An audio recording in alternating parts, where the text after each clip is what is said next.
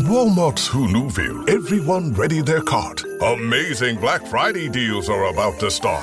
Online and in the app, such great deals to explore. Everything you love from tech, toys, and more. The days to save and the ones to remember. It's only the 25th to the 30th of November.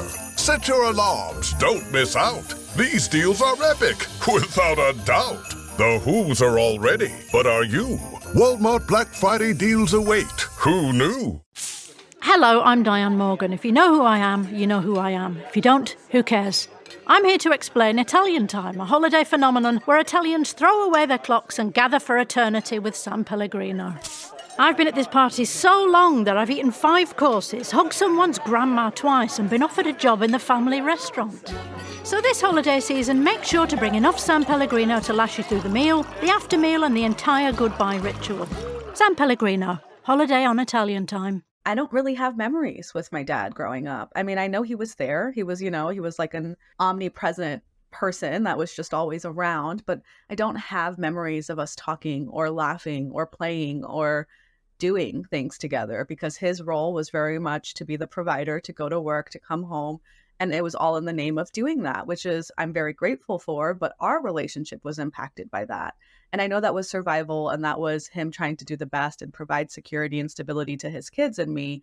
But as I grew up and as I got into my 20s, I was like, I really don't know my dad. And so there came a point where, I was having conversation with my mom, and my dad was going through his own transition in life. And I said, I'm going to just take a trip with him and see if he wants to hang out one-on-one. And I was terrified because I had no idea what we were going to talk about. We've only spent a meal alone together, and now we were going to spend days together. There is no hood like parenthood. Hi, I'm Kanika Chadda Gupta. I'm a former CNN journalist, mom of 3, including twins, and host of That's Total Mom Sense, the podcast. Now, if I had $1 every time I heard, gee, you have your hands full. On my show, I interview change makers on their life lessons, legacy, and superpower of intuition, which I call our Mom Sense and Dad Sense. I've had the privilege of working with Mom 2.0, March of Dimes, and the White House, and have had some pretty amazing parents on my show. Hey, what's up? I'm Kelly Rowland. Hi, this is Chelsea Clinton. It's me, Bobby Brown. Can't wait to share my story. That's Total Mom Sense is a production of the Evergreen Podcast Network. Be sure to subscribe wherever you listen to podcasts and on YouTube so you never miss an episode. To join my tribe, visit that'stotalmomsense.com and follow me on Instagram at Kanika Chadda Gupta. Now let's dive in to today's episode. According to the National Institute of Mental Health, in any given year, about 20% of U.S. adults experience a mental illness. And this is substantial in immigrant communities due to the stress of acculturation, trauma from leaving their home countries, language barriers, social support, and access to care. As an immigrant myself, my parents moved from India to the suburbs of DC when I was just 2 years old. So straddling 2 cultures really hits home for me. Today, I have the sheer joy of speaking to someone who is not only a thought leader in this field, she's been like a little sister to me. Her name is Sahaj Kaur Kohli. She's a therapist, journalist, advice columnist for the Washington Post, and published author of But What Will People Say with Penguin Life. Sahaj is the founder of Brown Girl Therapy, the first and largest mental health and wellness community organization for children of immigrants. Sahaj, welcome to That's Total Mom Sense. Thank you for having me. I'm so excited to be in conversation with you. I have to let the audience know how we met. It was through your sister Chandni. She's one of my dearest, best friends. We met when we were 20, and that was half our lives ago. We both have younger sisters, so you're very much like Monu to me. And Chand and I just kind of evolved through life together. We met our husbands at the same time. We got married a week apart. I was a bridesmaid in her wedding.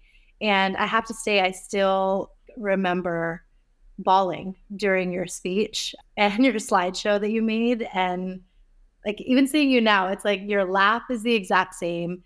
You look more and more like Malanti. Like, it's just, I'm getting all the feels being with you. I know, we've known each other. You've seen me through it all. So Great. It's great. And I couldn't be more proud. I love that you are a beacon of hope for our community and, just immigrants at large. And I just am so grateful to you for creating this space. Thank you.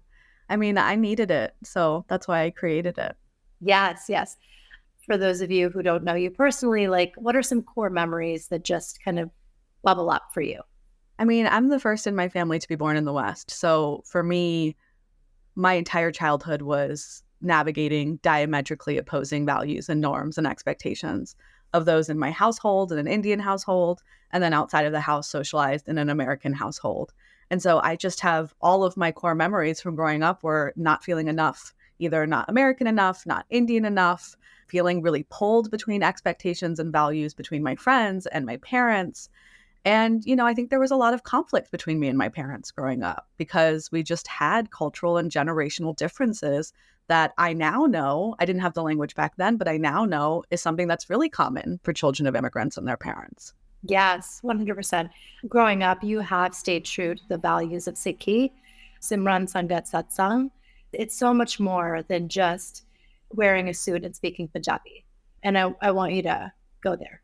Yeah, I mean, I've had my own journey with religion and my religious identity and my faith, but through all of it, what's been true is service to others, community, goodness, all of these things that my parents really instilled in me that are all rooted in Sikhi. And so taking those values and really incorporating them and integrating them into my life has been really important. And that's a part of the work I do with Brown Girl Therapy, accessibility, service to others, all of these things. And so even though I might be on this like roller coaster ride with my own relationship with Sikhi, the values will always be constant for me. Yes. And I think that's something that many Gen Zers can relate to. We have to take the good from, our roots and implement them in the ways that are most authentic to us. So you've done that. Yeah. You begin your book with how your dad and you took a trip to Maine, a father and daughter trip, which I think is amazing and the most unheard of thing ever coming from a South Asian household. And, you open with how like you had to create this time to get to know your dad because we don't know our papas somehow. We haven't really found out, many of us, and I can speak for myself, haven't found out about their lives before us until you really, really probe about, what it was like being the children of parents who had to leave their homes due to partition and all of that. Like and a lot of them are just memories that they've suppressed over time. So you took this trip and I feel like it's just an awakening of perspective. What incited you to do that? I don't really have memories with my dad growing up. I mean, I know he was there. He was, he was like an omnipresent person that was just always around, but I don't have memories of us talking or laughing or playing or doing things together because his role was very much to be the provider, to go to work, to come home. And it was all in the name of doing that, which is I'm very grateful for, but our relationship was impacted by that. And I know that was survival and that was him trying to do the best and provide security and stability to his kids and me. But as I grew up and as I got into my 20s, I was like, I really don't know my dad. And so there came a point where, I was having conversation with my mom and my dad was going through his own transition in life. And I said, I'm going to just take a trip with him and see if he wants to hang out one-on-one. And I was terrified because I had no idea what we were going to talk about. We've only spent a meal alone together. And now we were going to spend days together. And it was really eye-opening for me because I've realized that I've always been scared of my dad being silent or his sense of stoicism or how he's always thinking and doesn't really talk all that much. And I've always taken it as like he's judging me or he's not approving of what I'm doing or he isn't listening. And instead, what I've realized through the trip with him is that that's just how his brain works. He's so used to living his life, having to make decisions on his own and being responsible for other people, whether it's his family back home, it's his family here in America. And so he is stoic, he is forward thinking, he is action oriented, he is solution oriented. And that doesn't mean he doesn't love me. It just is a different personality and characteristics that he's had to learn. So taking time to spend time with him, I really got to learn more about him and probe him, right? And so many immigrant families, if you were to ask your parents a question, they might avoid it. They might say, I don't want to talk about that. They may not give you details. But by spending this intimate, intentional time together, I kind of forced him to talk to me. I was like, I want to know more about you.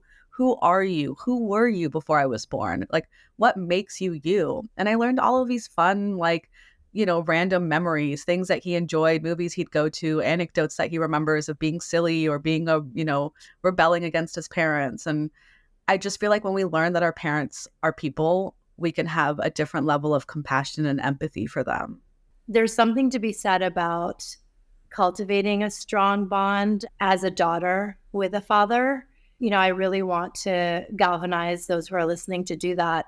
Daughters who have a bond with their dad have, better emotional well-being, educational achievement, social skills, and, can actually reach their career aspirations.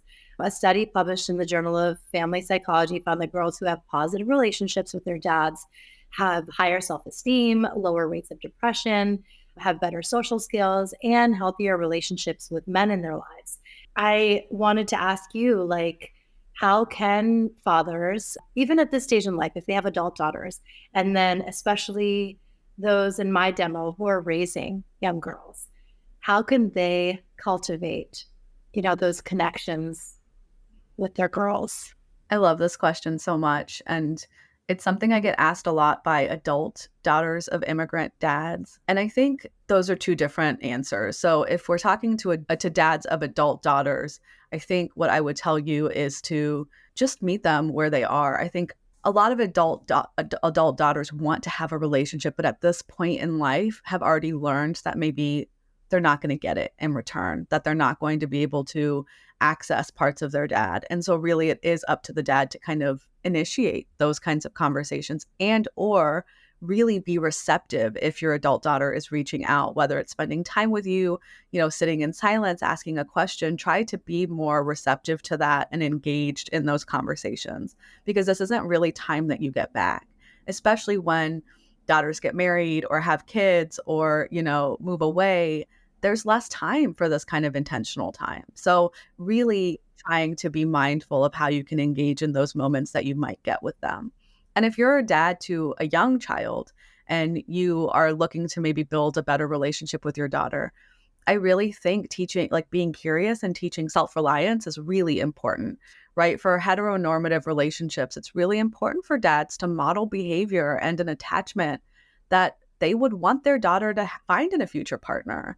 And that's where we learn about attachment, is through our relationship with our parents. And so it's really important to kind of be mindful and do that work yourself to be able to model and have that kind of relationship with your daughter, because they are learning that from you. They are learning how they can show up as a woman or as a woman with a man or as someone who is growing into themselves through that relationship. And so it's really important, I think, especially if you have young kids, to really be mindful of how you're showing up, how you're modeling certain behaviors, and how you're engaging and teaching attachment-related behaviors to your kids. So when I read your book, immediately from the title, thought of the translation, "Lo kya kahenge."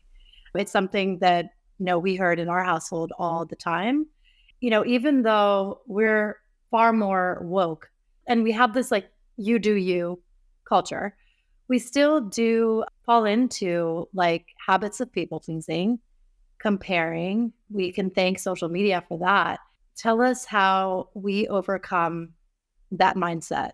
Oh my goodness. When I decided to name my book, But What Will People Say, it really did come from both a collective and community experience of hearing that over and over again, but also a personal one where I was struggling with my mental health, over a decade ago. And my parents did ask, what are people going to think about this? What are people going to say? And that doesn't mean they didn't care about me or want to help me, but I think they were truly, their survival has been rooted in how people perceive them, whether it's the dominant society or just fitting in and belonging with the new society that we're creating in the Sikh community or the Indian community in Virginia. Because of that, there's also this element that we don't talk enough about, where immigrants and immigrant families are sending, like, reporting back home how they're doing, right? Especially if they come alone, if they don't come with their family. It's almost like we have to make sure that the people abroad, our parents, our grandparents, our family abroad knows that we're doing well and we're successful, which adds another element of why we care so much about what other people are thinking.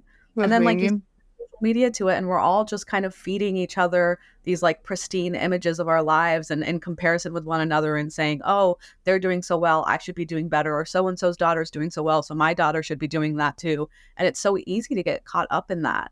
And I think one of the things that we really need to be mindful of is, whose definitions of success and achievement are you living by? What does that even mean to you, right? Even interrogating some of these, like the language choices we use. What does it mean to be happy? What does it mean to be successful? What does it mean to be doing well, right? That looks very different depending on the person you ask, but somehow we have like unified that definition for all of us to achieve one thing or to look a certain way or to have a certain lifestyle. And I think that's really where we want to parse out, what does it actually look like for us? And I think it's important to remember information asymmetry, right? When you're on social media, you're only getting what people are choosing to tell you about their lives. When you compare yourself to them, you know more about the negative happening in your life than you do about what's happening in their life. And yet your brain will make a comparison and say, they're automatically doing better than me because I don't see the quote unquote bad in their life. And so just being really mindful and analyzing how your brain is kind of coming to conclusions based on what you're seeing is really important. And then I think finding community is so important, right? It's so easy if you don't feel like you have people who look like you, who are having experiences like you, who are struggling with the same things as you. Of course, you're going to think it's a you problem because you don't know anyone else who's going through those things with you. And that's part of why I built Brown Girl Therapy, because I constantly felt like I was the problem. It was me. I was the one who wasn't doing enough, who wasn't achieving enough, who was struggling too much, who was having too many feelings about things. And then I built this community, and I feel like it's been a bomb because I've been able to say, oh, I don't have to worry about comparing myself, but I can sit in this community with people and feel less alone. Therefore, I'm less likely to be mean and self-critical to myself about what I'm going through. Wow. I love that. And I think, you even challenge us to rewire our thinking, where if we feel a certain way, we can ask, whose values am I trying to abide by? Mine or somebody else's? And I love that check-in, going to do that often now. But yeah, speaking of your community, like I've seen the evolution, and it's been just wonderful to see how it's just grown exponentially. I remember your community, the first one you started, Quarter Life Crisis. So that it had the quarter on there. It was like, I am like a sucker for puns and all things witty. And when you were at HuffPo, like I just have seen you grown up, and it's amazing how you've always been this community builder. And you did it then, and then with Brown Girl, you've created this safe space for everyone, for this entire collective. So tell us about how the trajectory happened and how it's kind of morphed into something even greater over time. Yeah, it is really. I mean, when I talk to people like you who've seen me through it all, it's wild. I mean, so many people only know me for what I've built in Brown Girl Therapy, but they didn't see all the before.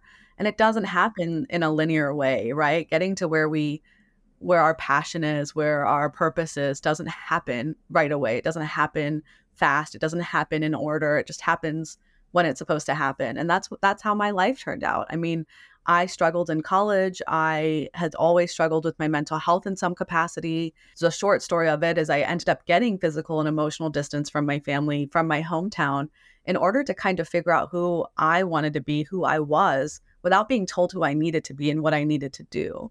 And I think that space really helped me build a buffer around myself and be able to really lean into what are my values, what is important to me, what is the work I want to do, where do I feel my most passionate.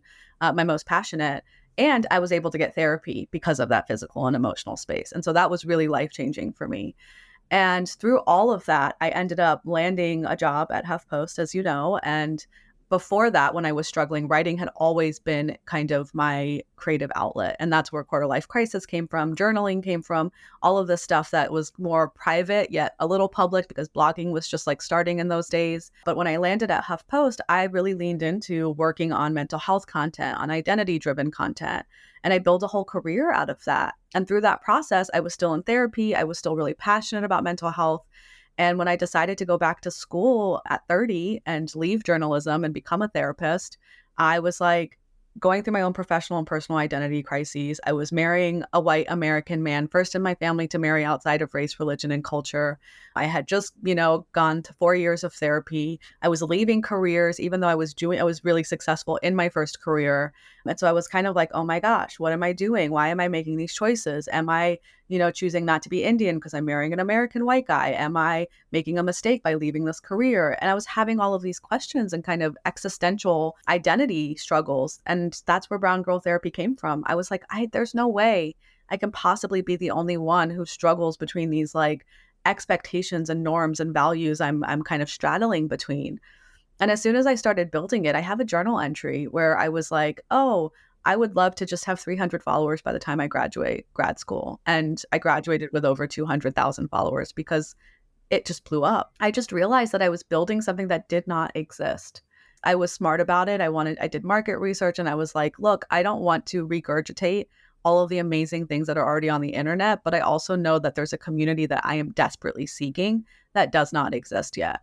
I just started building it, and it really wasn't, there was no method to my madness. I was just like using my personal story to connect with other people, and it just one thing led to another. And here I am, where it's my whole career, and I'm a therapist, and I'm, building this community, and I have a book coming out on this community and the work I've done. And it's really remarkable. It's really, really remarkable. It really is. It's a full circle moment. And you were always meant to do this work. If you want to talk about dharma, this is your dharma. You were doing it already.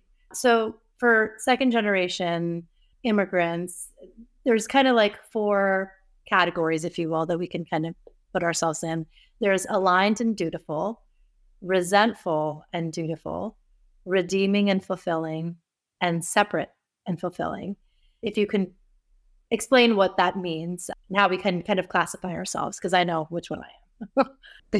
Yeah. So this is something I theorized myself, having written my book and having tried and doing hours and hours and hours of research. There isn't a lot of research on the very precise experiences that we have as children of immigrants, as immigrants. And so I took what I could, and then for the rest of it, I just did a lot of interviews, polls, conversations, and started theorizing things for myself, because I was like, this needs to exist. And I know that this is happening, but there isn't literature around it. And so for these 4 narratives that I've been witnessing in the community, it's really about doing what's expected of us, sometimes, not always, at the expense. So doing what we want, sometimes at the expense of what our family expects of us, and sometimes doing what's expected of us at the expense of what we want. And that's kind of where these 4 fall into. And the outcomes can look different, and people can kind of move through them. I know I haven't always been on one path, but the aligned and dutiful narrative is really about doing what is expected of you, but it also aligns with what you want out of your life. And the resentful and dutiful narrative is about doing what's expected of you, but it doesn't align with what you want. And so that leaves you kind of feeling a more fractured sense of self, because you're not actually pursuing the thing you want. And then we have the redeeming and fulfilling narrative. And this one is about doing the thing you want, and maybe not at first, but your parents and your family get on board with it. And there's kind of it's integrated really well into your family dynamics, but also into what you want and how you want to live your life. And then we have the separate and fulfilling narrative, which is doing the thing you want or making choices based off of what is good for you. And sometimes that causes you to separate from your family because they're not getting on board with that. Some people move through these, and some of these have more drastic measures, like the last one might actually lead to estrangement between family members. Or some people are in the separate and fulfilling narrative, and then all of a sudden get into the redeeming and fulfilling narrative because their parents get on board or a family member gets on board. Or if you decide to choose something that is expected of you and it's not necessarily what you want right away, you might learn to love doing that thing or choosing that partner or choosing that career. And so you can move through these, but I find that most of us at any point in our life land on one of these narratives that we are living out right now. And then this brings me to, how you touch on the model minority myth. There was an interview that you were moderating with Prachi Gupta, who wrote They Called Us Exceptional. And you were brilliant. So is her book and her story, how she articulated it. But you asked all the right questions. And I feel like there are so many children of immigrants who are in that resentful and dutiful category.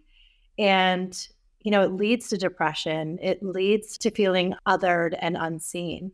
And the fact that you've created this space, and even Prachi sharing her own experience with her brother, you're saving lives. There's so many people that feel like they have no way out. Their path is charted for them. And, it can lead to suicide or estrangement or what have you. And you're saving lives because you're making people feel seen. All of us are beneficiaries in the fact that you've created a community for people who need this.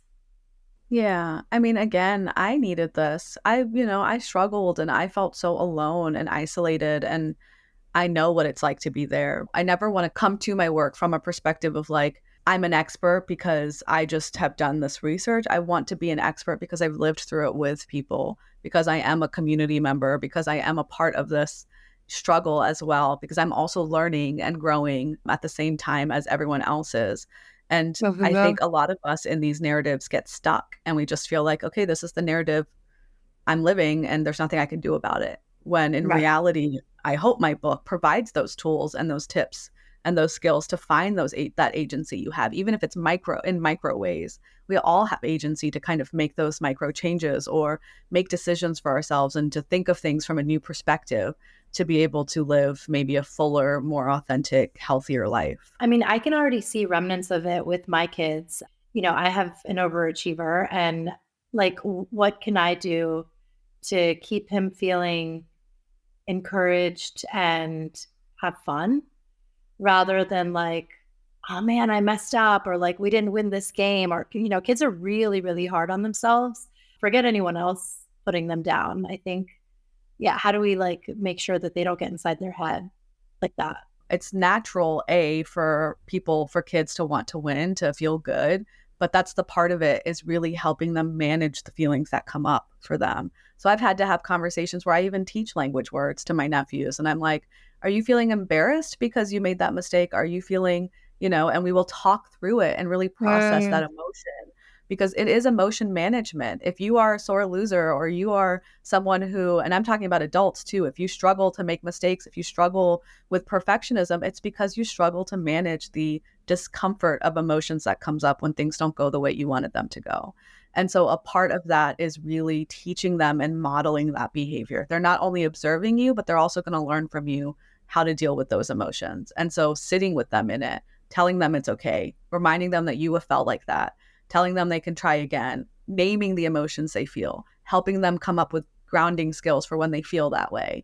Those are things that will help give them the tools to work through those feelings rather than internalize the negativity or the criticism that they might be having. I want to touch on having high standards in general, because this isn't just a phenomenon that immigrant families have. Like, if you ask any parent, it's not just the straight A's that matter to me, but it's all the A's. And by that, I mean, excelling in academics and the arts and athletics. It's just having a well-rounded child. Anyone, if, you could wave a magic wand, would say, I would love for my kid to have that. And furthermore, it's like, having a really good social circle and, going on to finding a great life partner. Like, you want all those things for your kids. It's often the parent is projecting something that they might want that they didn't have, or they're not getting, or that they think is a reflection of them as a parent if their kid doesn't do it or get it or excel at something. And so really it's separating those two things. Like, yes, your kid is a part of you and will always be your child and you will always want the best for them. And how are you, maybe what you need or what you want to feel okay about this getting in the way of how you are actually raising your child or what you're expecting of them? Because those are two very different things. When I was struggling with my own mental health struggles, I know my parents felt like it was a reflection on them. I know that they felt like they failed me because I was struggling. And the thing is that they could have worked through that, and it could have led to connection between us and me getting the support I needed when I needed it. But what really happened was that they didn't know how to work through that. So they projected that onto me, went straight into like solution oriented. Let's fix it. Let's brush it under the rug. Let's not deal with the emotions coming up. And that actually caused more problems between us, but also for me when I was struggling. And so it really is a matter of a parent recognizing, of course you want your kid to be happy. Of course you want your kid to excel at things. Of course you want all of these things, but that's also not realistic. And you don't want to think about it from a fixed mindset where this is it. They need to excel now and that's it because they'll never be able to learn or grow. You want to come at it from a growth mindset that says, okay, this is the first time you tried. Maybe this is not where your strength is, or let's think about what you really enjoy or what you like doing or what you're good at. It's about letting them, or how you can learn, right? Learning is hard. Learning means making mistakes. Learning means not getting it right the first time. And if you struggle with that as an adult, as a parent, your kids are going to learn to struggle with that. Yeah. There's no perfection here. Being a parent is not about being perfect. It's about being present. It's about being mindful. It's about being intentional. And it's about repair if and when there are ruptures in the relationship with your kid, because that's going to happen too. Your kids aren't going to love you 100% all the time. So it's really just about being present. 100%. I completely agree. And I think I see this manifesting a lot. And it's hard to create an open dialogue around it sometimes, because I feel like parents these days, sometimes you have to hear the harsh truth. Parents need to parent. You have to be present. So if you are hoping that your kid is not a couch potato playing video games all day, and you want them to be athletic and a star of the basketball team or whatever, are you modeling that? Are you on your phone or are just living by those ideals yourself? I think we have to take a hard look at ourselves sometimes. You don't expect a 5-year-old to just know that they should stop, get off their tablet and go outside. They're not going to know that. So you have to be present. You have to engage with them, right? They're going to learn from you. Oh, let me draw, or, oh, let me take this notebook, outside and see what I can see, or let me go play outside with my kid, right? Do it with them. That's where the connection, I think, I didn't personally have that growing up. And I know that was because my parents were in survival. They didn't know better. They were parented that way themselves. But we are the second gen parents in a different generation, and parents now, right? Just our generation, where we have more knowledge and more resources and more understanding of what kids might need. And we want to be more engaged, and we have to be engaged in order for them to learn that. It's not going to they're not going to just know. Kids don't know what they don't know. We have to teach them these things. Now, I want to kind of discuss the difference between mental health and mental resilience. And I think it's important to have both in our lives. Mental health is, I feel like, even more important than physical health. I feel like it's mind over matter. Physical ailments are derived from something that might be bubbling up in the mind from some sort of stress. And that's just, my opinion. But it's so important to take care of and be attuned to our mind. But resilience is a little different. And I learned about this first when I was reading Dr. Daniel Amen's book. It's called Raising Mentally Strong Kids. He does a great job in, very similar to how you did the narratives, categorizing how parents are. So there's loving, where you have an empathy and compassion for your kid. Hostile, where you punish them, admonish them for their mistakes. Firm, when you say something, but you kind of set these clear boundaries. And permissive, where you're like, oh, I'm just going to let my kid make mistakes or do their job for them. So loving, hostile, firm, and permissive. The worst combination is hostile and permissive. It's almost like having an absentee parent who's completely uninvolved. And then the second worst, though, is loving and permissive. It's when you are too easygoing, too you can do whatever you want. And, we can all think back to I feel like high school, when you had the cool parents that let their kids do whatever they want. I feel like they have the hardest time finding their way in the world. And boundaries are necessary to create a certain mental resilience. And, we do live in a world where it's a big, bad world, and kids can't be too fragile. Now, what can you share about creating a certain mental resilience? And, our parents might have veered on the side of hostile, so it didn't have that. But how do we create a mental resilience in our kids where we're really treading this middle ground? We're taking the good and leaving out the bad. Oh, that's a good question too. I mean, I definitely feel like my parents were hostile and permissive. I mean, I talk about this in my book where I struggled a lot in college. And I think a part of that was because I had been living under my parents' roof. And I don't blame my parents for any of this, right? I say this in the book. I know they did the best they could at the time. But looking back, I realized that when I got to college and I was able to like be a free bird and like have full autonomy and control over my life and my time management and my lack of discipline and all of these things, I ran wild with it because I didn't have those boundaries. I didn't really learn that discipline. Instead, I was like either told I would be punished for not doing stuff, so I knew I had to do it, or I was just told it's fine when I did things that were like not great. I was never really taught how to like build my own sense of inner self compass, or as you say, resilience, to be able to make decisions for myself, make mistakes, hold myself accountable to my own actions, right? I always kind of had someone who would do it for me. Like, it's kind of funny, but like, even when I was a teenager, my mom would call and make my dentist appointment for me. I never had that sense of accountability where like I had to do things myself. And I think that's pretty normal, and that's an oversimplified example, but it's still an example of like learning to do the thing that you don't really want to do, right? Right, exactly. Yeah. And so I think when we think about like, how do we find that ground, we are veering away. I mean, research suggests that we are veering away from hostility as a parenting style, as parents are getting more and more mentally and emotionally equipped to know and handle being a parent now and how engaged they want to be and what it looks like and what it requires. That's not to say all parents, but we are learning more about being firm, but also loving. I think sometimes we mistake permissive for loving because we care so much that we're like, it's almost like you overcorrect. I dealt with a parent who was so critical that I don't want to be critical at all of my kid, but that's also not okay either. As you say, I'm not surprised to learn that those are the two kind of most problematic parenting styles. It goes back to repair, and it goes back to modeling, and it goes back to like being engaged. It really is about being engaged with your kid, modeling these behaviors. If you're being a hypocrite, what are you teaching your kid then? You're teaching them to fear you, but not really model your behavior because you're not doing the things you're teaching them to do.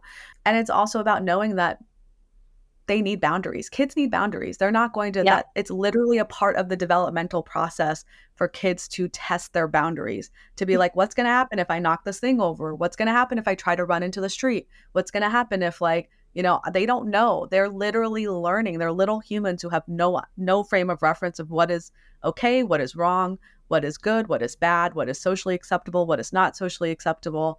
And that is where a parent comes in to teach them. And if they struggle to teach them, then that's where the guilt and the shame comes in, because either they learn guilt and shame for not knowing these things or doing things that are not okay because they're not actually being taught these things. And so okay, I wanted to touch on your Washington Post column because I love it.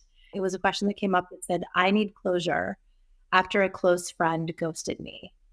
And I feel like in every season of our lives, definitely 30s on up, we become so attuned to who we are and our values, and certain people will fall away.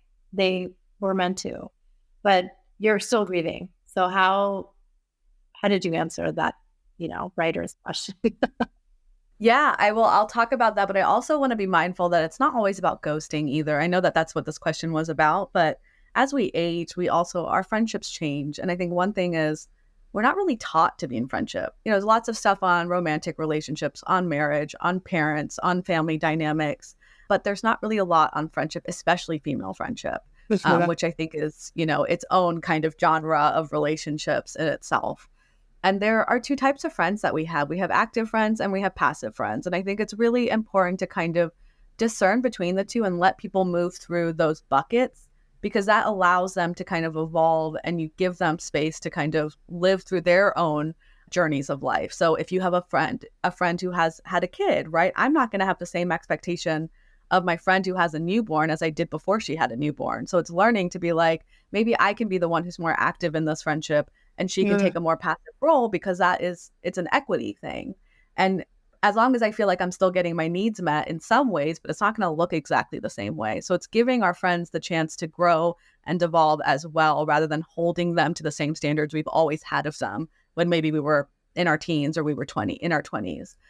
If you have been ghosted, though, I mean, that's really painful. It's really painful in any relationship to feel like someone just dropped you.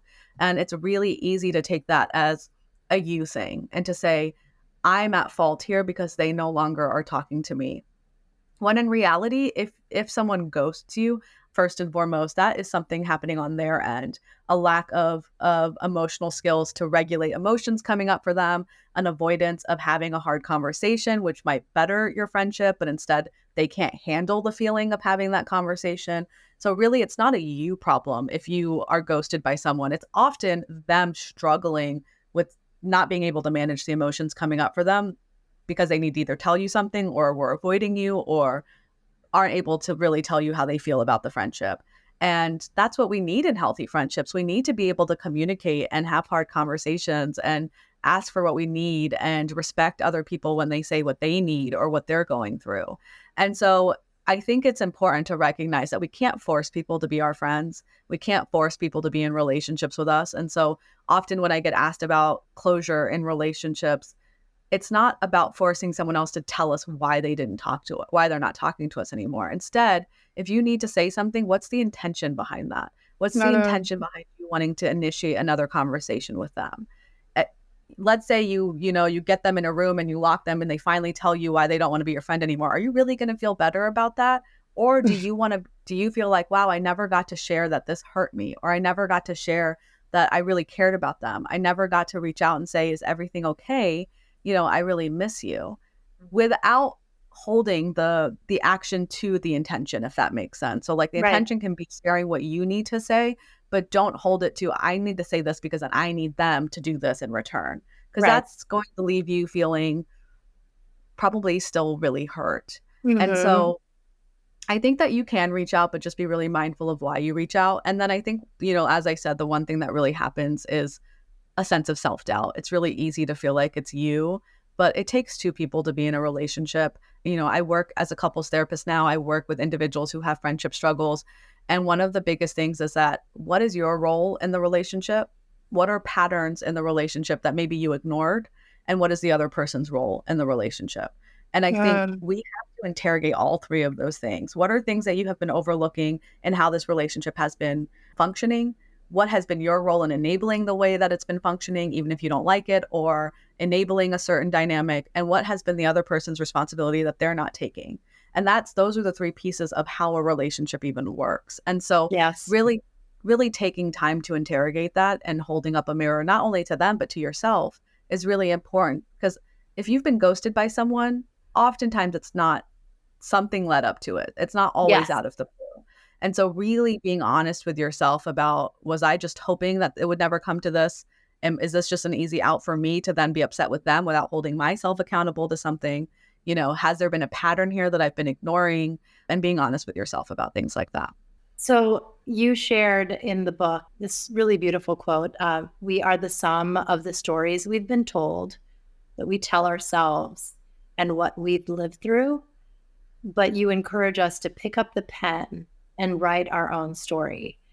And you have a really excellent exercise on self-compassion that you included. So like, can you help us do that? Like, how do we write our own story and make sure we have a really deep connection to self? So there's exercise in chapter 1 about like owning your story and really reflecting on the chapters that you've been living through. And then there's another exercise in the book on self-compassion. Is there one or the other that you... I mean, I like both. Yeah, I love that you said that you can even just treat each chapter as like, this is 5 to 10 years, title it. And it's amazing. It's like you're helping us write our own memoirs. Yeah. So I think I practice as a narrative therapist. And so what that means is like my perspective as a therapist when I'm doing work with my clients is about the stories, about our stories. And these are stories that have been written for us.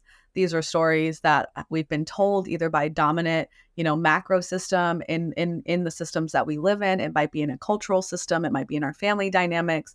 And we are kind of the sum of all of these stories. And oftentimes we don't really interrogate where these stories come from. And that's what I learned the hard way, was that I was trying to stay in a story on a path that was written for me that actually wasn't my story. That wasn't the story I wanted to own or really like be in the driver's seat behind. And so in those exercises, I encourage people to think about your past and think about, if you had to bulk some of the years of your past into chapters, what would you call these chapters? And I do this work with my clients who feel like they're in a transition. Well, what's the name of the chapter that you're leaving and what's the name of the chapter you're going into? How would you title it? What are the main characters in these chapters? And these can be people, these can be parts of your life, these can be work, it can be anything. But I often ask people, who are the main characters in your life right now? And it really kind of puts into perspective of like, what are you living? Who are you living with? What are you living for? And how are you writing the story yourself? And when you look back, it can help you kind of keep in mind or reflect on maybe the stories that you've lived that weren't maybe right for you, that were written for you, that you didn't necessarily want to own. And when you think about your present and you think about the chapter you're in right now, it helps you kind of unpack your agency, where you have control of where you can take the story. And I also encourage people to think about their future story, right? Think about you in 5 years or 10 years. What is she like? What kind of characteristics does she have? What is her life filled with? What are lessons that she's learned? What is this aspirational story that you have for yourself? How can you get there? How can you get there now in the story you're in right now? What are things you can do right now?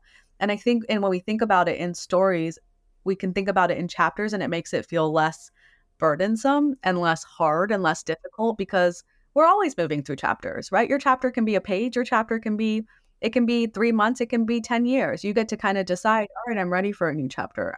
I have agency to make a change, to change my mind, to go back, to revisit something, to do something differently. And I think that's what this exercise is all about in the book is it's really highlighting where you have that agency and how you can discern between what it is that you want to do and how you can write the story yourself, or if you've been giving that pen to someone else. And what was this writing process like for you? Because, oh my goodness, you left your heart and soul on those pages. And I'm terrified of this book coming out. oh my gosh, I can see that. I wrote very vulnerably. I wrote very, very vulnerably. It was hard. I mean, I think what I've said to a lot of people is that if this book never got read, which I hope it does, but if it never got read, even the process of writing it was so healing for me. I learned, just the process of interrogating your past stories and interrogating past experiences and revisiting versions of yourself that maybe no longer exist is so healing and liberating and difficult and painful in so many ways. That's what this process was like. I mean, it was 3 years of me just reliving so much of my life and really trying to be honest with myself about my accountability and how my life story has turned out, but also all of the moving pieces and other characters in my story that have impacted the way that my life has gone so far. But yeah, it's hard. I mean, you've read it. It's a very vulnerable book. It's a very honest book. It's a very radical book. Nothing like it exists. And so, yeah, I'm scared and I'm excited. I'm just so proud. I think, you manifested this. You've always wanted to be a published author and you are now, and you're just galvanizing an entire community and people to feel seen. I have to share this because this one paragraph really got me tearing up. It was when you acknowledged your nieces and nephews. So you wrote, to my little ones, Ravar, Azad, Ized, Ronak, and Nanki. And now you have 2 more, Sams. Yeah. So thank you for being such a source of joy in my life. This book is really for each of you. I hope you never feel alone in your journeys. And I hope you know that Sahedbua or Masi will always have a soft place for you to land if and when you need it. You are also wildly curious and brave, and your mere existence has allowed me to heal parts of my own inner child. I'm so grateful to your parents for bringing you into my life, and I cherish each of you always and forever. I'm like choking up reading it right now. I think that's so beautiful. Like you're helping so many parents, cultivating bonds that are multi-generational. This book is for the younger generation. It's for the kids and the nephews and the nieces and the little ones who are going to be living through similar yet different experiences than us. And I just want them to know they're not alone. I know what it was like to feel alone. And I just deeply and fiercely love my nephews and nieces and want to be that person for them, the person that I desperately wanted and needed when I was growing up. A soft place to land, but also just someone who can just be, right? Like my oldest nephew calls me on his own and he'll ask for my advice or he'll tell me things before he tells his parents. And I want him to know that he has that. Sometimes our parents are not the first person we can go to because we're scared or because we want them to be proud of us. And so having other parental figures is so important. It's so important to have a community, a village, other people we trust to also be role models for our kids, to be confidants for our kids. And I want to be that person, right? I don't have my own kids right now. I want to be that person. You are. You definitely are. And now where can we find you and support you and buy your books? So you can buy my book anywhere you like to buy books. Go to your local library and you can request it there. If it's not at your local bookstore, ask them to put it in stock, please. It helps authors. You can find me on Brown Girl Therapy at Brown Girl Therapy on Instagram. And you can go to my website, sahajkaurkohli.com, and you can see all of the events I'm doing for the book. Also, a lot of community and free resources there for mental health, for finding a therapist, for wellness, and all of the work that I do. So those are kind of the places you can find my work. Amazing. I can't wait to celebrate with you, and your family's going to be in town. Chandani's coming from London. I'm just so happy to be partaking in this joy in your life, and, congratulations. Thank you. Thanks for listening to today's episode. I hope you got some great takeaways from our conversation.